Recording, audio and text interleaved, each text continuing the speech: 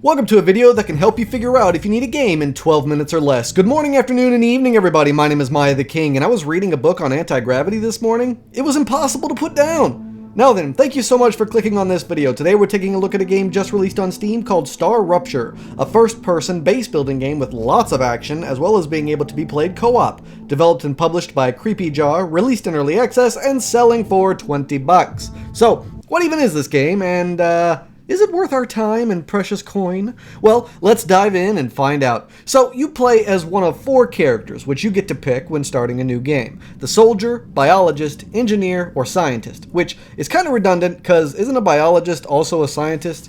Whatever. Anywho, you're some kind of criminal or something, and you're here to redeem yourself by terraforming the planet. Oh, wait, no, that's another game. Excuse me. Here, you're a criminal or something, and you're here to redeem yourself by exploiting a planet's resources for the good of humanity, which is eerily similar to another game that won't be named. So now, get to work on this hostile planet using automation and automated defenses while trying to survive against the always oncoming hostile alien life forms. Alright, I think I've made my point. Yes, this game is an awful lot like every other single game that's come out in the last decade or so. It has the automation, connections, and base defense and hostile aliens like Factorio. Yes, it's got a lot of automation and connections, but in first person like Satisfactory. Yes, it has a lot of environment changing effects and events and building structures like Planet Crafter. It's safe to say that this game has zero creativity whatsoever, as it's similar to every single other game ever made like this. And unfortunately, I have no choice but to call it out on that. However, despite all the similarities between all those other games, is it still worth your time and your money? Well, let's start off with the first thing that really caught my attention, the graphics. The game is gorgeous. It's absolutely stunning, and if you're not seeing it right now, make sure the video quality that you're watching this right now is at the best, because it's just great here. The attention to detail, the sharpness, the contrast, the overall color choices, the lighting, and the effects, like it all looks really good, and you should see it. So you gotta make sure that video quality's up, because I don't know why it keeps downgrading the quality of the video despite the fact that it looks great on my PC. Anyway, the game just looks simply phenomenal. I never got over how good it looked, and it was so damn satisfying. Nothing surprised me more than the quality of the game's graphics. Actually, that's not true. Something super awesome and amazing did happen later that I'll reveal later, but why don't I reveal it now? Well, that's obvious. It's to milk the view time statistic and keep you watching, but it's worth it, like legitimately, so make sure to stay tuned. Anyway, the graphics and artistic design here was freaking amazing. 10 out of 10 quality here, loved it. It was perfect all across the board. But now let's move on to the thing everyone's really here for, the story. Nah, I'm just kidding. It's the gameplay, because without good gameplay, the game doesn't get played. Get it? I don't know, whatever. Anyway, the gameplay here is actually really well done. Now, obviously, because it's so similar to games like Satisfactory or Planet Crafter or Factorio, you're gonna kinda already have an idea of how the game plays and what it is you're looking at. You've got food and water meter you gotta keep up, so make sure to eat and drink. You gotta mine the rare resources using mining rigs, smelters to process the raw ores into ingots or whatever, conveyor belts to transport resources automatically, and then a shipping tower to send the resources back to Earth. Doing so will increase your reputation with certain corporations, who will in turn reward you with new schematics, unlocks, abilities, etc. The building mechanics are super fluid and cohesive, which makes connecting things, replacing things, moving things, or building things all super easy to understand and manipulate, with the option of going deeper into complicated designs depending on your skill with games like these. I personally suck at the management and organization of mass automated machines and conveyor belts, so it worked great for me while having the opportunity for someone smarter than me to make better use of the mechanics, but it's pretty much what you expect. What I like about this game more than Satisfactory is there seems to be a lot more attention to detail to things like the combat, the exploration, the story, and we'll go more into that later. But for now, the gameplay includes well-designed, fun, automation-based building mechanics, FPS violent encounters with alien wildlife, research, organization, and stat management. All of it really well-designed, intuitive, cohesive, and enjoyable.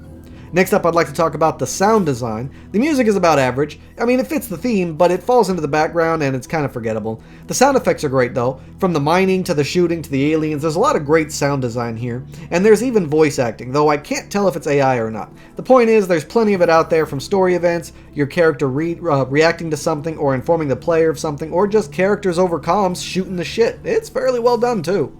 Now, I'd like to talk about the production quality of the game. There's not really any cutscenes, but I do hope that they add some to add to the overall depth and quality of the game, but there's a lot of time and effort put into this. For instance, your computer assistant, who talks to you frequently, will react to things you do, or things that happen around you, which is a really fun aspect of the gameplay, because it helps when you're playing alone, and helps me feel like I'm not so alone in the game.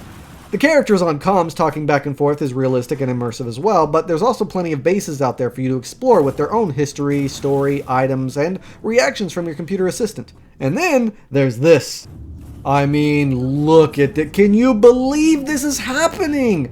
It's so cool, because I sure as shit couldn't believe it. Talk about awesome. Yeah, you get these waves where the sun basically just explodes. When it does, it burns literally everything on the planet, including you. The only thing safe is the stuff you built, so better run and hide while you freaking can. When the game tells you a wave is incoming, you better get home. Unfortunately, I was out exploring. Didn't know what it was, didn't know what was going to happen, and couldn't escape it, but boy, what an experience. This kind of shit is so damn cool, and I was completely taken aback by it, and my rating of the game immediately jumped up a point just from that. I'm really hoping they add a lot more stuff like this, and big stuff like this throughout the game, because that shit was amazing, surprising, and super fun. And last but not least, I'm going to make mention of is the tutorial, mechanics, and the price tag. The tutorial is really well done. It helps you learn the basics in a timely fashion without being overly confusing and giving you tool tips at the same time, so you actually learn what it is you're doing and why, which helps you get acclimated to the game, and it even creates a small zone of safety around you. Now, you can't leave this zone until you complete the tutorial, but it is nice to have a safe way to learn the game before, you know, death. Also, you can skip the tutorial completely if you so choose, which is always a nice option to have. Then you've got the overall gameplay mechanics and the controls, which are pretty seamless. Don't want to spend a lot of time talking about this, so I'll just say the controls are what you'd want and expect, and they work well and feels cohesive. The mechanics of the game also make sense once you learn them and helped with the overall immersion. As for the price tag, when I think about everything included here with the graphical quality, the writing, the voice acting, the levels of gameplay, the size of the map, the intuitive random generated events, as well as the smooth FPS combat, and then see the, and when I say FPS I mean first person shooter, not frame rates. Anyway, and then you see the $20 and I think to myself, holy shit, this game is worth way more than that. Like, this is a $30 game, maybe $40 when it's completed, because it even has co-op, and they're only charging $20? Like, yeah, that's a damn amazing deal. Game devs, it's worth more, just saying. Alright, so that's all I could think of to say positively, at least the big things, without nitpicking. But now I'm going to move on to the things that I didn't really like or I found wrong with the game. Also, thanks so much for sticking around this long in the video. I hate to do it, but I gotta promote myself, so I'd really appreciate it if all of you out there watching, still watching, would like, comment, and subscribe to the video. Even just doing one of those things helps out my channel a lot, and if you've already done one of those things, then maybe share the video on some social media or something, because that would help me out a lot too. Thank you. Okay, so now, I don't really have a lot of negative things to say about the game, but unlike the last game I reviewed, I actually do have some complaints here.